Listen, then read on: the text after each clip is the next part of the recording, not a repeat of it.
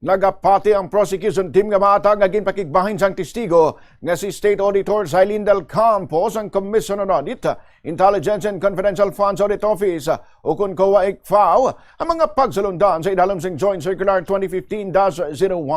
Kasunod din isang pagpadayon sa impeachment trial ni Vice President Sara Duterte kahapon nga adlaw sa interview Bombo Radio kay prosecution legal spokesperson Attorney Benjamin Tolosa, iyagin pahayag nga maayo man nga ginpresenta ni Del Campo ang mga isyu nga iya nakitaan samtang nag-audit ini sang confidential funds ang Office of the Vice President kag sang Department of Education.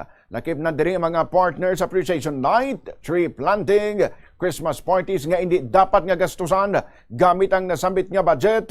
Sunog kay Tolosa mayara sang exclusive list kung allowable expenditures ang confidential funds kung saan dito lang dapat ini nga ialokar.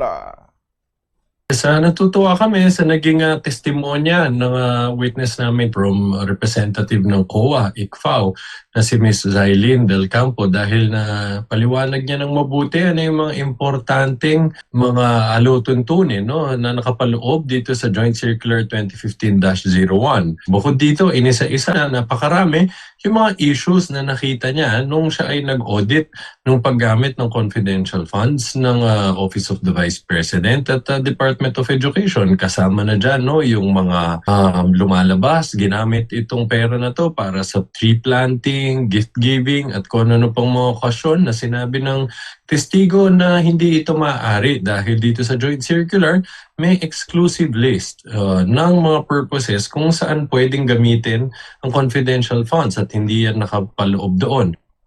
Ginpakigbahin man niyang katingalahan para sa prosekusyon ng paggamit sang OVP sang confidential funds para sa mga bulong apang wala man ang mga inisang dokumento kon opisyal nga mga resibo nga magapamatuod sa ilang ringin transaksyon. Mismo man nga si Senate Presiding Officer Chis Escudero nagpahayag nga kaangay nga may physical impossibility sa pag-disburse ang confidential funds sa nagkalain-lain nga tao kag lugar sa bugos nga pungsod sa sulod lang sang isa ka adlaw. Daming mga pinagkagastusan na nakalagay supposedly para sila pambili ng gamot, pero wala naman na presenta na official receipt. Ibang mga tao supposedly ang tumanggap ng pera na located across different areas throughout the country. Meron Luzon, Visayas at Mindanao sa isang araw na mismo ng presiding officer nagsabi merong physical impossibility ito. Ang dugang nga pahayag ni Attorney Benjamin Tolosa.